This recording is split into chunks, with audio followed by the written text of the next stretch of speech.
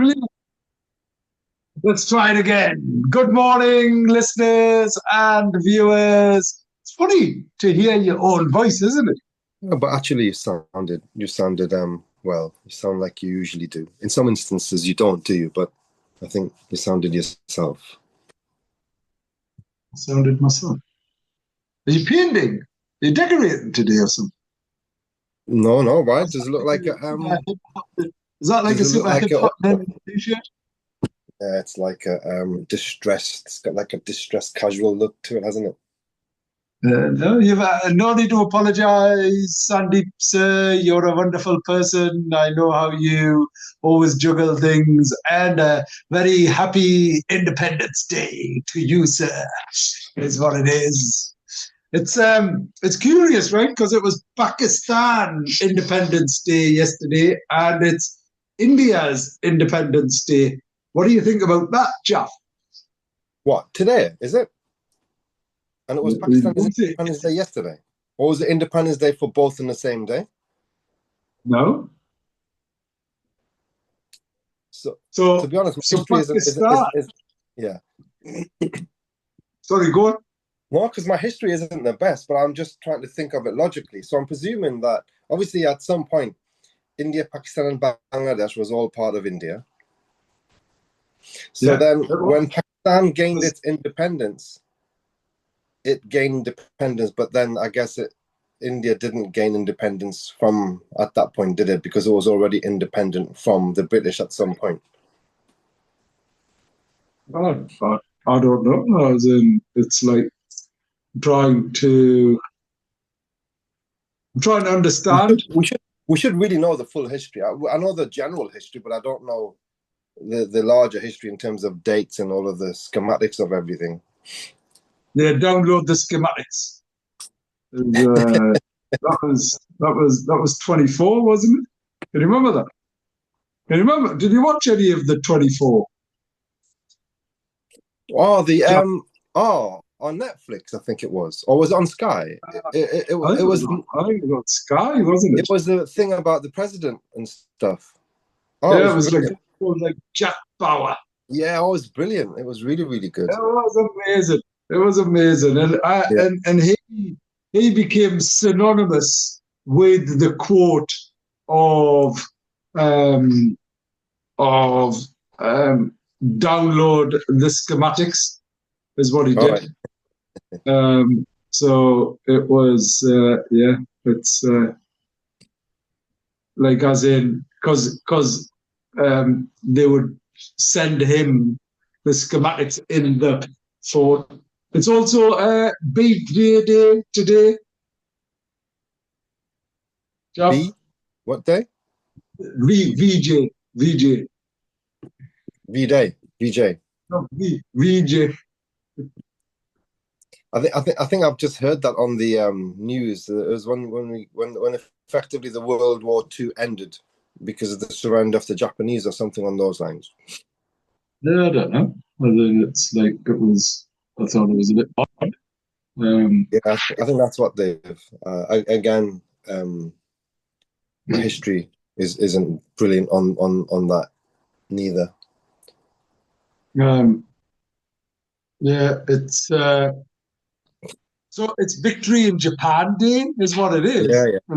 Reflecting on that as well. So anyway, let's because Jamie always puts a presentation together and I always then change it. And let's push some buttons and let's do this officially so that we can do it officially.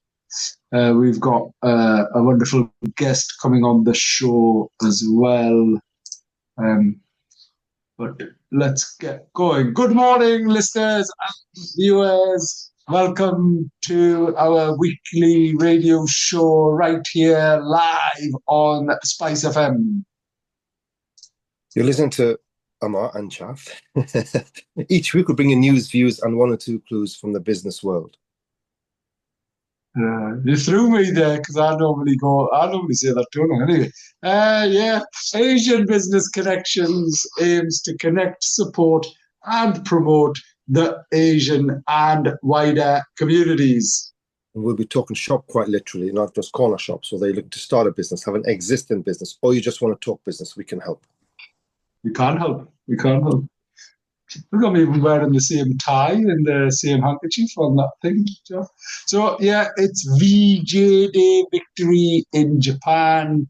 There's a big ceremony going on in the city centre, at the civic centre. And actually, I put my uniform on this morning, but sadly, I had to take it back off because I've hurt my foot. So as I was putting the shoes on, so I couldn't walk properly.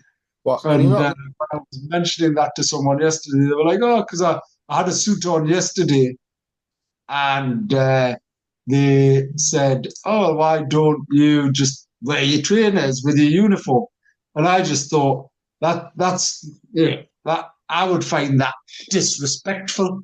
It's like, imagine wearing your military uniform with the trainers on, and the latest, you can imagine the latest Nike Air Max. Yeah, it's my Dunlop Dunlop plimsolls. I was going to call them something else, but I don't think you can call them that anymore. But yeah, my Dunlop plimsolls. Jeff, can you remember your Dunlop plimsolls? I remember Dunlop. I'm not sure about the plimsolls. So they were called, we had a different name for them in school, but the black things that you put on your feet when you had PE. All right, okay. No one wore trainers. I remember. Yeah. No one wore trainers. You weren't allowed to wear trainers, were you? You had to wear these black, and the official title of them were plimsolls, is what they were. Anyway, what's happening in the news? The news MPs call for free bus travel for under 22s in England to boost access to jobs and training. Reeves appoints senior business leaders to Treasury Board. SMEs call for their own voice. And UK job vacancies fall 5.8% to 718,000 as labour market slowdown deepens. It's curious, isn't it, that there's still 718,000 jobs out there? Well, it depends on what sectors that they are in. I mean, there's been a massive, there's massive changes in kind of in industries where there are job opportunities and where there aren't job opportunities. So there are huge changes, Ammar, and obviously the Home Office. I mean, I don't know if that's taken into consideration the recent laws to immigration and the impact that that's having also. It probably is, because it's probably just a general stat. So it would be interesting to see where these jobs, where the opportunities are and why they're not being filled. Is it skill sets? Is it people wanting to work in those sectors? I mean, there's a lot of people that, from what I've read, they want to leave the medical profession because they don't feel valued, and the amount of work that they have to do in relation to the pay that they get, they are. So maybe it'd be interesting to know what jobs and what positions. Yeah, I agree. It will be interesting to understand that. I mean, look, we live in a society of discontent, don't we? I don't think anyone's happy. No, I've not met many happy people out there, unless you're just like the very, very, very small percentage of groups of, maybe you're family, you're a footballer, or you're a family of a footballer, or you're one of those 0.1% of the elite who doesn't have the day-to-day worries like the rest of us. They're probably oblivious to what's going on in the world, and they don't. I have to disagree with you, because if you look at what's happening with Isak and whatever else, right? But that was all about money, wasn't it? I think it's all about no. I think with Isak probably is some of it is money. I think it's about it's so difficult Isak's situation. So I think this is the timeline of it. So Isak joined. He was grateful to come to Newcastle United from Real Sociedad. We were coming to the Premier League. He had a lot of potential. Signed for £62 million.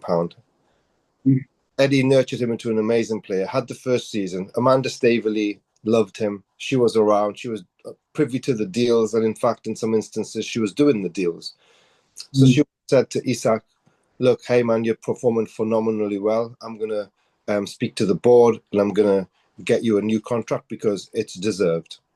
So and Isak and his agent, "Oh well, thank you very much. It's very appreciative. I would."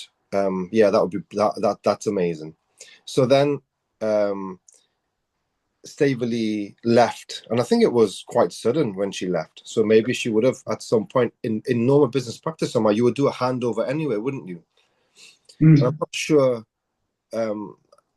what type of official role that Amanda had, and she would have done that handover. Would she have handed that over to the CEO, Darren Eales? Would she have handed that over to the sporting director? Maybe Dan Ashworth at the time. We're not too sure what the timings of it all. But imagine that Dan Ashworth left. So that's been parked because someone else has to deal with this really, really big new contract that it's only been verbally discussed, but nothing officially discussed. So then has it gone to Darren Eales, CEO?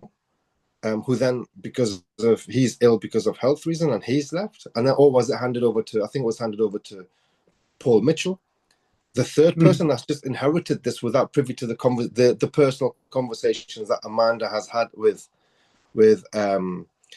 Isak.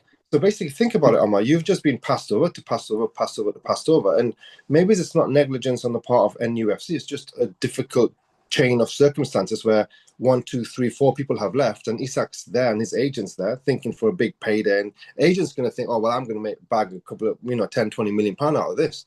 That's kind of a huge amount of money for the agent's perspective. Yeah. So I think if you think about it, I think it's just been a catalyst of difficult scenarios which has all come to the mix, and Isak's kind of getting more and more angry and, hey, hold on, you're just neglecting me. You should be prioritizing me. It should fall on somebody else's desk, and they should think, oh my god, I must really tackle this as a major priority because he's one of our most important players. Let's sit with him and let's finalize this deal that's been rumbling on. So it sat with the new sporting director, Paul Mitchell, and Paul Mitchell saying, well, hold on, I don't think Isak's worth 300 million quid. I mean 300 grand a week, because everyone else is getting 150 and 160. And he parked the bus, and Isak's then infuriated, thinking that, well, you've promised me something. Not Paul Mitchell, but the club effectively have promised him something. So I think, so the club is at fault there too, but it's not Darren Eales' fault that he was hit with a horrible disease and he had to stand down. So I think from Isak's perspective, I think that's what's happened, and he's like infuriated now. And poor Eddie can't. He's not the sporting director. He can't go and say to. He can only recommend, look, can you deal with this? But we don't have a sporting director. We don't have a CEO. So who's there to actually finalize these big contracts? So it's caused him fury in his mind, and he's just so pissed. And then you've got the other people, Ammar, like Virgil van Dijk, who plays for Liverpool. He did the same thing. He just pushed himself out when he went to Liverpool, and he must have advised him, oh, well, don't worry, son. Just get out, rumble and be moody and don't go to training and spit your dummy out on ABC and D. But when you come over to the other side, I'll make sure that everything's all good. So some other people are in his head, and he's still a young lad. He's 24, 25 years old. So when people are hitting you with all these things, and they're quite influential people in the world of football, and he's just very, very confused, and he's being turned, and it's causing a lot of difficulties at the moment. But personally, from my point of view, I think that Isak has to stay, and you keep him until the end of the window. He's not going to play before the end of the window, so he's going to miss 3 matches. After that, it's international break. Send him away for a couple of weeks on international duty. When he comes back, he needs to make an apology to the team, make an apology to Eddie, apologise to the fans, and say he's going to give 110% moving forward until the end of the season, and I think the fans will forgive him. I don't know how you feel about it as a fan as well. Yeah, my point wasn't about let's give a big story about Isak. Oh, sorry. My point was purely about the fact that everyone's discontent, everyone's unhappy. It doesn't matter what the background is, but fundamentally it's about money. And the point around the people who are working in health and healthcare, I don't know. I think part of the issue around healthcare isn't around exclusively how much people get paid. It's the pressure associated with it, right? So it's junior doctors, £20 an hour, whatever it is. I don't think that's an accurate figure, by the way. I think that's like the baseline. And then if you put on everything else, it's probably more like 30 odd or £40 or whatever it is. But anyway, I don't know the exact figures. I don't believe it to be exclusively purely on the bollard, the sticks that they carry around, where they have where you only get paid £18 or £19 or whatever it is. I think, as I say, it's more to do with the pressure. I think it's also to do with responsibility and accountability, right? Now, if you look at that, part of the challenge is, as a nurse, as a doctor, is, look, Jeff, if you or I, make a mistake, it's like, gosh, hopefully it's not someone's life, right? Yeah, it's a jeopardy, right? It's like, whereas it is someone's life with that, so you're in an environment where you can't make decisions, or you're hesitant to make any decision. And this is the problem in our society more broadly, is people are just hesitant to make decisions because everyone's at risk at being sued or being sacked or being libelous or whatever it is. And it just causes a lot of issue, is what it does. So anyway, everyone's unhappy, I think, was the point. And you're right, there isn't that many happy people out there. Job vacancies coming back to, anyway, I was responding to your point around doctors aren't happy. I don't think anybody's happy. If I'm sat here as an employer and I'm sat there thinking, I'm paying this person whatever I am, and they're going to be working whatever hours they're working, or am I actually seeing the output that you would expect from someone? And is the value, and can the company bear that cost? As part of the consideration, and then the employees probably sat there going, I'm doing work, and I should be getting paid a lot more, and I should be, it's just odd, isn't it? As in, my point being is that it's circle. There isn't a happy medium, is there? It's a very, very difficult situation, and it all comes down to the taxes. It's the taxes and the changes of the taxes that you just cannot. There can't be a society where the taxation is so ridiculously high that people feel that they have nothing left, and the government need to find a way where they generate income for the country without taxation, or without taxation being the only avenue that they seem to be hitting people with as a constant. And it's always about, there's a budget. I mean, why should we be dreading the budget in October? Because we are already taxed to the hilt, but apparently she's now finding ways of taxing us even further. They're saying that they're going to look at capital gains tax, they're going to look at inheritance tax, A, B, C, and D. But why is it that that's the whole mindset of the government? Yeah, another budget comes, how can we hit the publics even some more? Instead of, why don't we look at, or how can we grow our industries so that we're generating a lot more wealth via that particular avenue? Let's invest in, let's empower entrepreneurs, because let them go and be able to be free, and let them be able to take more risks, because there's going to be a lot of reward for them. So they'll be happy to put everything, the whole kind of, all their blood and sweat and tears into a project which will ultimately benefit the country. But instead, if entrepreneurs are feeling that, no, I don't want to invest anymore in the UK because my investment is at risk because of the return, and the risks of that return and it's so small. I'm talking about, look at property, hospitality, so many industries, people are just reluctant to take big risks anymore because the returns are so, the returns are so small, or it's not, when they're putting it all together, the accountant's saying to them, you can't make money. So they're just saying that, right, we have to go and leave the country and go elsewhere. It's horrific. It's horrible. And it's so sad that our country we're losing some of the most talented, creative minds. The amount of people I was talking to, tongue in cheek, go, oh, yeah, great. It's actually horrific. It's incredibly sad. But it's interesting that everyone's going to Dubai. Dubai's doing a great job of attracting people. It's brilliant. No, I think, why wouldn't you? You know, even like they're doing posts on LinkedIn and various other things, and people and all of this. And it's just interesting because they are saying, they are encouraging people to go there. Anyway, we're going to have Chris Black joining us shortly, talking about wealth and how you can make and save more money and all of that. Before I do that, let's just quickly celebrate Independence Days for both of these wonderful nations that exist. So let's do it in order.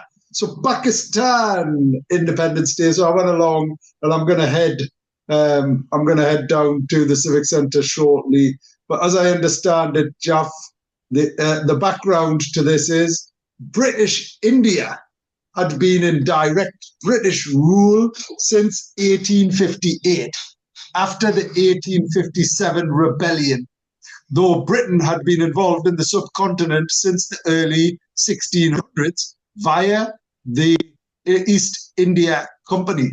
By 1940s independence movements led by Indian National Congress, Mahatma Gandhi, Jawaharlal Nehru, and the All India Muslim League, Muhammad Ali Jinnah, had grown too strong for Britain to ignore the key political divide.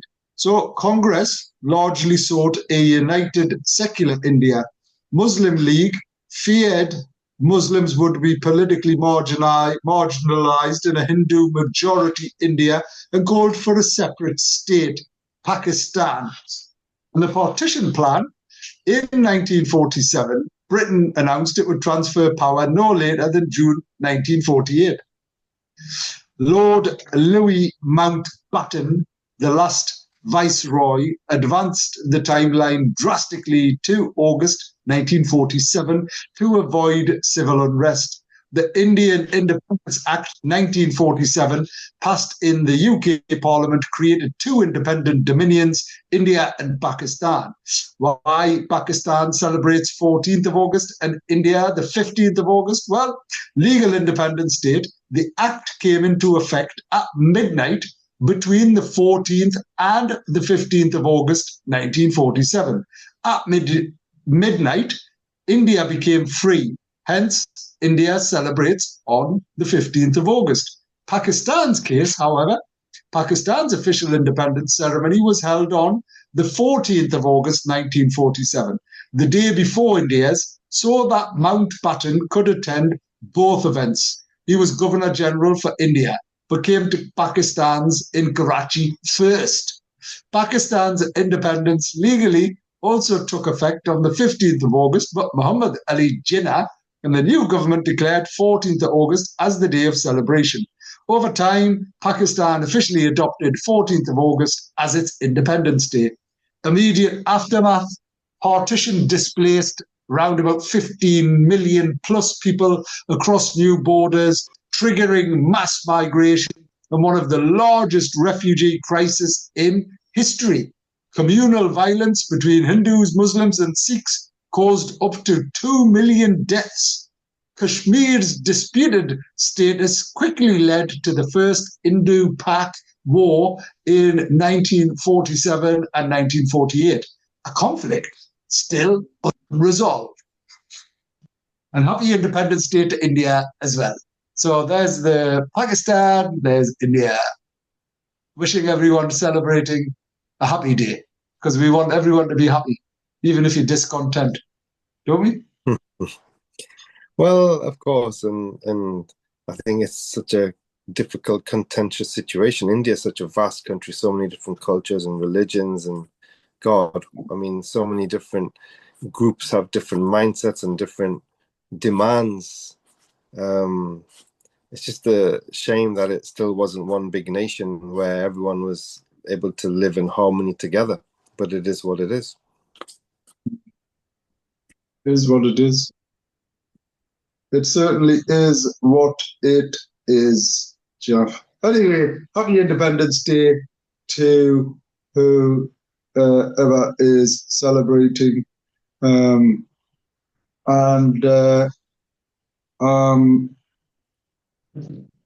Going to be heading down there shortly. It's also, let's do a quick summary of Japan. I'm a bit hesitant about this. What is victory in Japan? Because it just feels like victory over Japan marks the end of World War II in Asia when Japan surrendered to the Allies. I don't see this as a big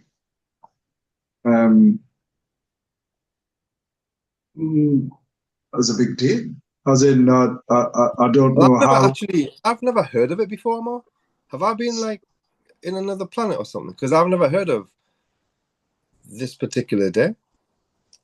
Well, actually, it's a really big day today because it was Japan announced its surrender on the 15th of August, 1945, following the atomic bombings of Hiroshima and Nagasaki and the Soviet Union's declaration of war on Japan, formal signing the official surrender aboard the USS Missouri in Tokyo Bay, meaning VJ Day celebrates the Allied victory in the Pacific and the end of World War II globally, as fighting in Europe had already ceased in May 1945. VE Day. Name VJ stands for Victory over Japan. Some countries call 15th of August VJ Day, marking the announcement. Others, like the USA, mark 2nd of September as the official date. Impact ended the deadliest conflict in human history, marked the start of Allied occupation of Japan and major political, social, and economic changes there. In many parts of Asia, it also symbolized liberation from the Japanese occupation, but sometimes also the return of European colonial rule. Interestingly, Pakistan's Independence Day on the 14th of August, 1947, fell just 2 years after Japan's surrender. So the world was still in the early post-war recovery period. That's partly why Britain accelerated Indian independence. It was exhausted financially and militarily after World War II. It's a bit interesting, but I don't think killing, bombing lots of people, like, I don't know how I feel about Hiroshima or Nagasaki and atomic bombs and things like that. I mean, you can only feel, as every human should feel, that it's absolutely outrageous and disgusting. And the USA was the only country in history that have dropped friggin' nukes. And anyway, it's all that's right. a different victory for our allies, and we are all allies, and that's what we do. I'll tell you what I did like. I loved the program called Shogun. There was a program called Shogun that I used to watch growing up, and I think I remember. It was an American guy who and I learned konnichiwa, which was hello in Japanese. Konnichiwa. Really? Oh, it sounds cool, though, doesn't it? And then he was called Anjin-san, which was, I think, as it translates, is foreign person. Anyway, konnichiwa. Let's say konnichiwa to Chris Black, who has kindly joined us on our show. We've got a special picture of Chris here, is what we have. So let's pull that up.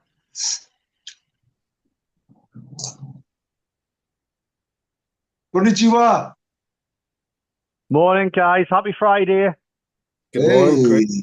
yeah, good morning, Chris. Let me just adjust your name here, if I may. Let's see. Good. So that it features accordingly. There we go. Hey, Chris, how are you doing? Really well, really well. Good mood. Friday again. How are you two? Yeah, yeah, well, let's see. There you go, Jack. Here's the 0.0.01% of the happy people in the world.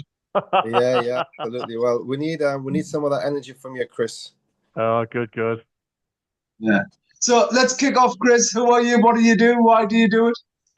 So my name's Chris Black.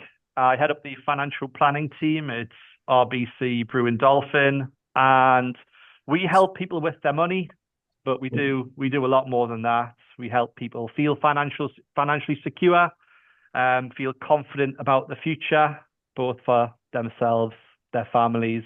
We've got lots of people in the office in Newcastle, so we're a team of about 350. About 60 of us see clients, and we help people basically from all sorts of walks of life. It's more about the wealth, but we like to think that we make people healthier and happier as well, which I know is your mantra at ABC. Yeah, Brilliant. healthier, wealthier, and happier is exactly it, Chris.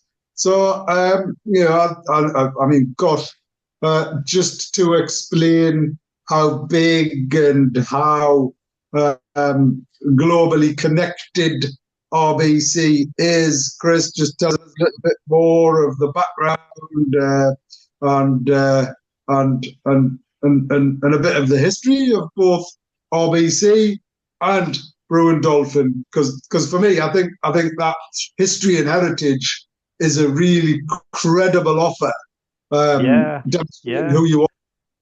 So in terms of the local business, the Newcastle office of RBC Brewin Dolphin, we were traditionally wise speak stockbrokers.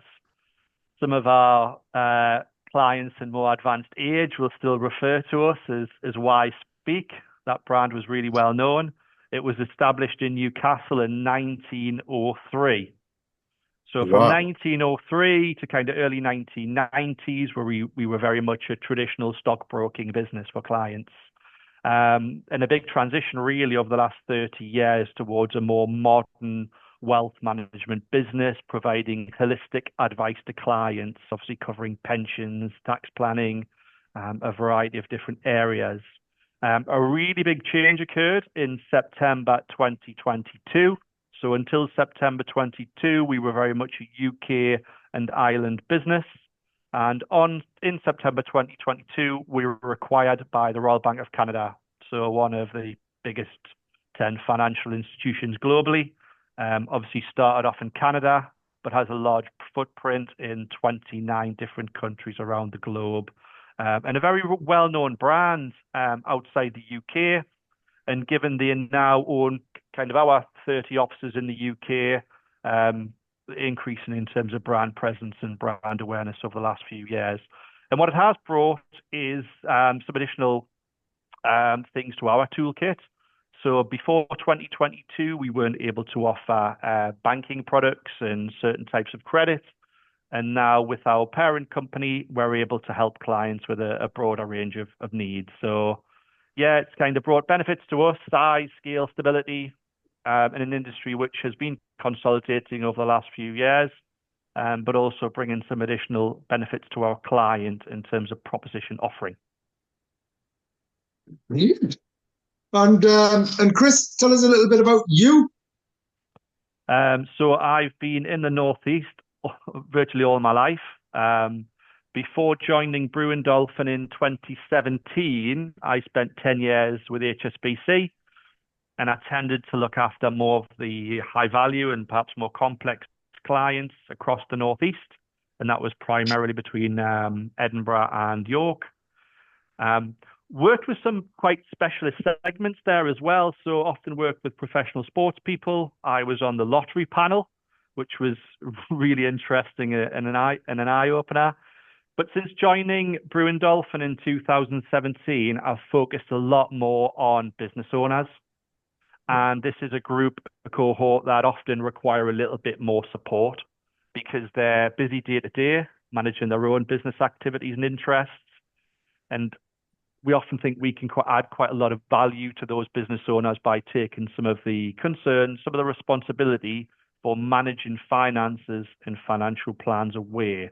So my client specialism, if you like, in my role at Brewin Dolphin is looking after entrepreneurs and business owners and helping them meet their needs. Brilliant. I mean, I say brilliant, a bit tongue in cheek right here, right now, Chris, because, as business owners, Jaff and I, we're somewhat struggling. We're committed to the country we were born and brought up in. We are English, we're British, we're whatever you want to call us. But it's a quite a challenging time, isn't it? I respect your position's your position, and this isn't a political type of conversation. But equally, I think it's important because a lot of our listeners will be feeling and saying the same type of thing. So why would I come and talk to Chris? To sort of go, Chris, I think I'm worried about what's going on. What type of things could I talk to you about? What value would you bring? And how do you become an investment promotion agent for the UK? Because fundamentally, that's what you could and should be categorized as, couldn't you? Yeah. So if I think about the client conversations we're having at the moment, and as you say, we have to be completely apolitical in terms of our approach and how we navigate discussions. One of the things that has been a big part of client discussions over the last 6 months plus has been the radical changes in the budget last October. So, impacting business owners, impacting farmers, impacting people who hold pensions. Another big change has been the increase in national insurance, so higher tax burdens on business owners. So people are coming to us and asking how these changes are going to impact their day-to-day financial plans. So a large part of what we're trying to do is translate those legislation changes and put them in the context of how it might impact our clients and how we might be able to assist, to a certain extent, navigate these changes over time. Also, as you can imagine, we've got all the baby boomers. We've got a big cohort of people who are approaching retirement at the moment. And since 2015 and the kind of big changes, the freedoms that were announced, the reforms, people want to think carefully about how they approach retirement. Retirement became a lot more flexible. It's not the cliff edge it was in yesteryear. You've got people who are taking a step back. You've got people who might be transitioning control of the business over time to a management team, to other family members. There's often, it's often not just about the money. It's often about thinking about the family dynamic, how wealth cascades, when's the right time.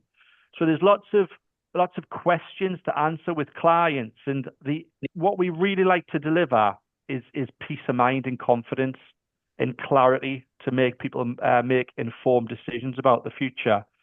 But similarly, when we think about the purpose of ABC, you talk about connecting, supporting, spotlighting, promotion. Because we're a business who've been entrenched in Newcastle as long as we have, 120 years plus now, we've got a really good support. We've got a really good network of contacts. And what we'll often find when we engage with either new clients or existing clients is that it's kind of the connecting and promoting that we can help with, as well as our core activities of advising on financial plans. So that's one of the key things in terms of supporting businesses in the region, in the Northeast. It's been able to connect and deliver some good benefits to help either individuals or business owners. And I don't want to I think often that's our biggest asset. Our biggest asset isn't, investment management capability or ability to structure wealth and make financial plans work. It's kind of the ability to connect really effectively to help business owners along their journey or help individuals through their life stages. I think an incredibly comprehensive response, Chris. I was like, and I think No, as in it's good, because I'm like sort of digesting that, and I think you're absolutely right. It isn't just a case of, what am I doing with my money, or what am I doing for future, or how am I, what am I going to do with the business, and is there management buyers and things like that. But if I was to just try and unpick that, if I can, please, right? Mm-hmm. So and see if we can get. I'd love because I know what value you bring, right? I know that. There's no question about that.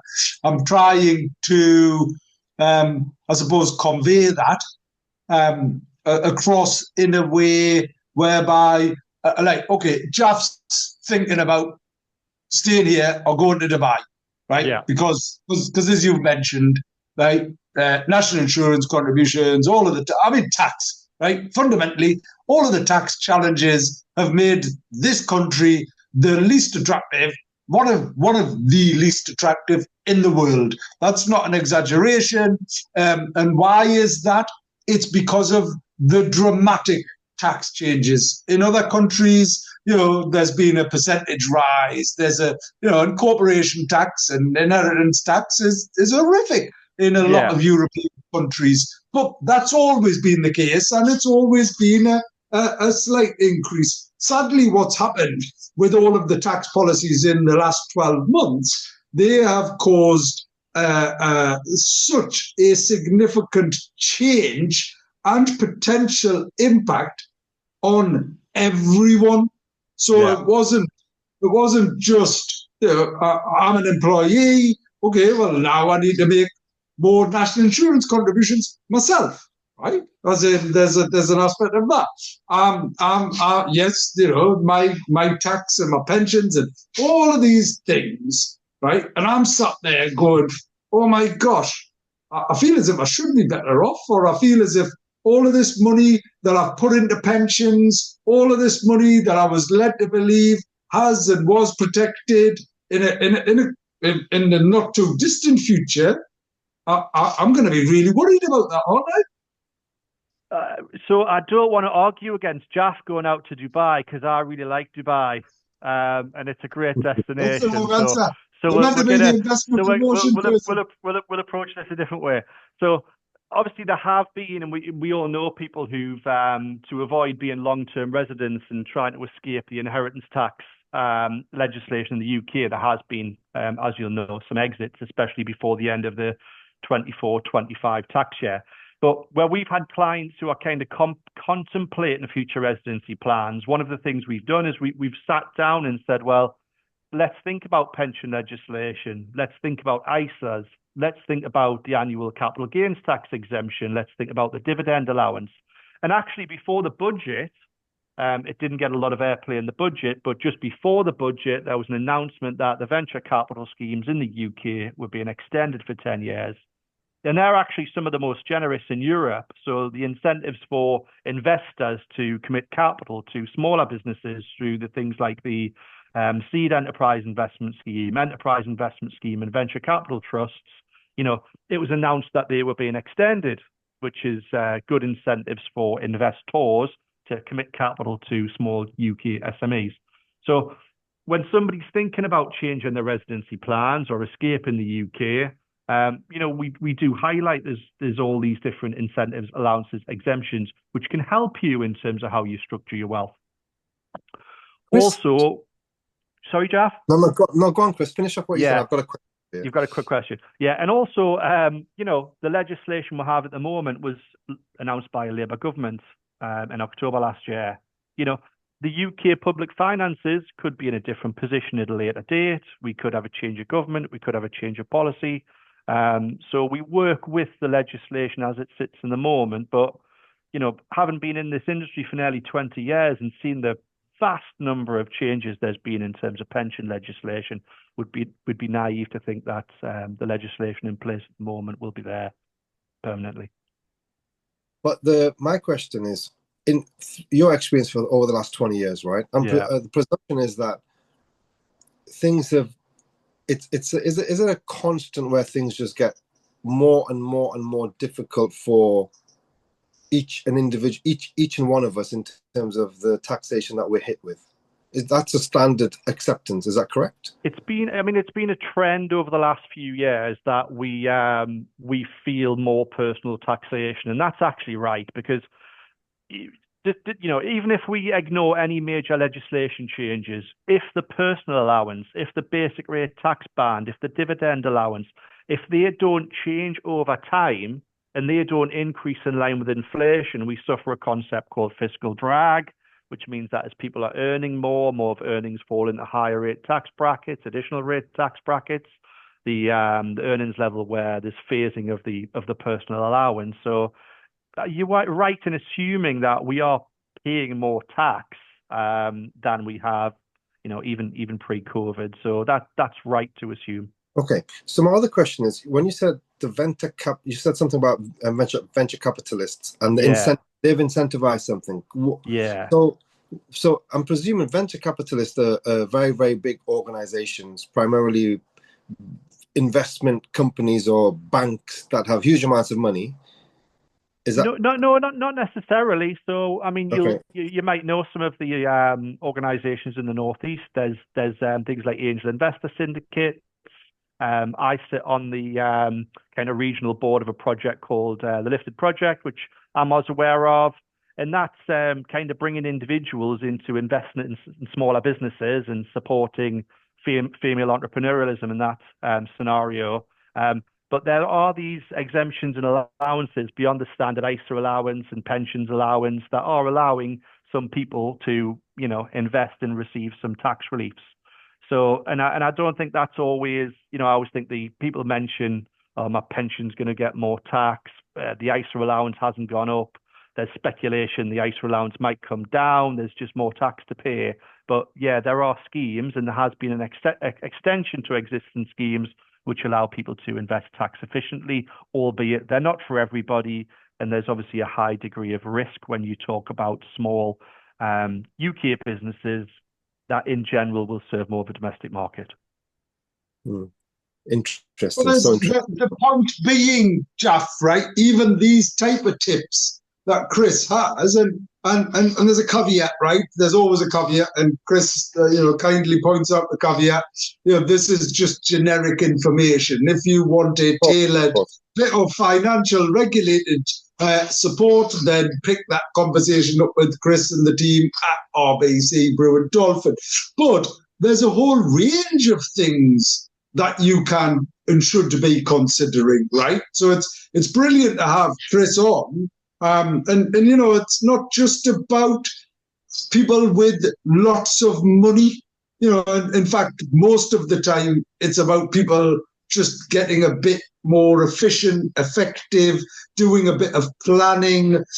As they say, a minute in planning saves 10 in doing. And sadly, having experienced challenges with both my late mother's and my late father's estates, that 10, 12 years down the line, we're still sort of, trying to, what's happened here? It's almost a case of, have those conversations up front, be clear on what your ambitions are. So what would you like to do? Would you like to be comfortable now and then worry about the future? Or would you like to be, comfortable in the future and worry now, whatever that your ambitions are, and then go and talk to Chris, and in particular Chris, if you're a business owner. So Jeff, if I was you, I'd be sat there, and I appreciate you decorating at the minute. Apparently that's a really cool T-shirt, Chris. It's a super thing, and I'm just like, you don't stare at him like that. Looks nice. The point being, from a Jaff perspective, right? Chris, just briefly, because if Jaff's got some money in his business, right, he could and should be investing that money. Perhaps, there's a few different things to think about. Is that profits that should be extracted from the business? Perhaps that comes through a pension contribution. Is there cash that needs to sit on his balance sheet for a period of time? Perhaps that can be invested and get a bit of a better return. Maybe look at the cash balances and can they be getting a bit of better interest? I mean, there's always lots of things to think about. And one of the things I like to always, we've kind of focused a little bit on investment in tax there. But one of the things I would like to focus on is we use financial models and cash flow forecasts and really cool spreadsheets a lot where we are. And that helps you what we call rehearse the future. So it might be that the best thing you can do is just save some money on a few things. You know, we look at somebody's incomings and outgoings.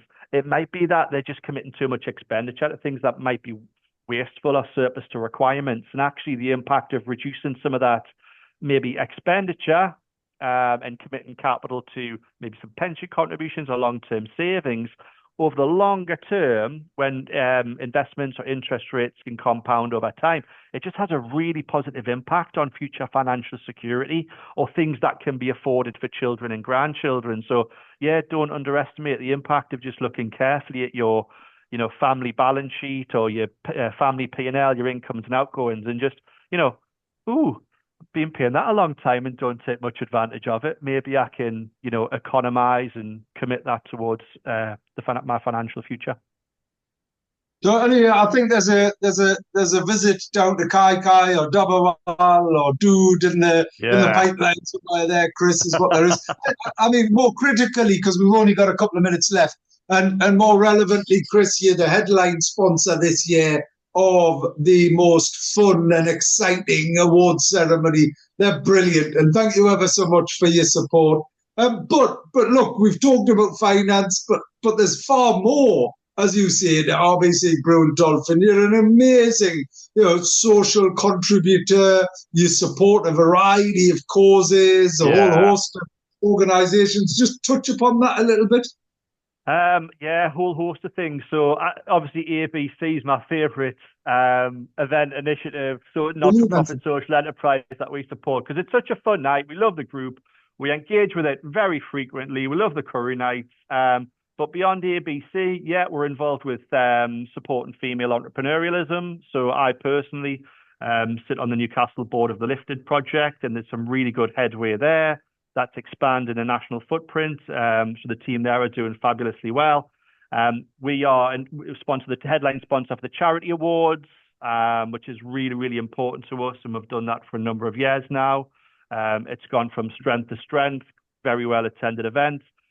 We're looking at launching a founders club to help some of our business owners who have challenges. We've obviously got a lot of clients and connections who've got the answer, they've been there, done that. So we're looking to bring business owners in who've got some challenges, who can tap a bit like the board you can't afford. We've already got them. They're going to be in a seat, come in and have a chat. We'll share some knowledge, Chatham House rules. That's going to be quite good. We're doing lots of careers fairs to help young people. I sometimes think wealth management is not as exciting as maybe tech and AI. So we're getting out there into colleges, into schools, and trying to talk up wealth management and financial services careers a bit more. We're doing lots in LGBTQ. So we've got some diversity role models in the office. So going out with schools, telling stories. And there's a whole host of other things. I'm out of breath. No, good. Right. We're out of time as well. But and Jamie's kindly stuck Spice FM in the waiting room so that you didn't get interrupted. Chris, if someone wants to reach out, how do they do it? If they want to learn more and take up your wonderful offer? Chris Black on LinkedIn. They can get in touch with me. They can get in touch with you, Ammar. I'm sure you'd be kind enough to share my phone number and email address.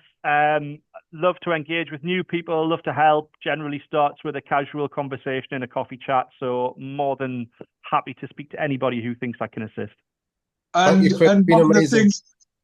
one of the final things, is we'll be organising ABC a roundtable with Chris and co for business owners, Jaff. So a bit like the Founders Club.